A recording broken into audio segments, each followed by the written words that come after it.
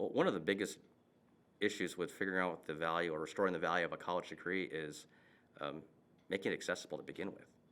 We have a $1.7 trillion student debt issue in this country, and that didn't happen overnight, right? I mean, you don't see tuition increasing or nearly tripling on an inflation-adjusted basis over the past 30 years without some lack of intervention by the powers that be.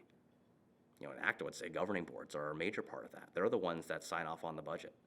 They're the ones who are, typically you have your rector, their signatures on your diploma. Right? They're warranting that this is a document that's worthwhile to have. So yeah, I totally understand that most trustees don't come from the academy. They don't have higher education backgrounds, but they're from the community.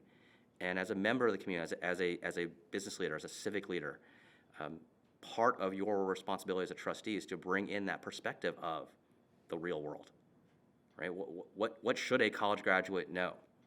We're not talking about the syllabus or how a class should be taught, but what should be taught? What should be required?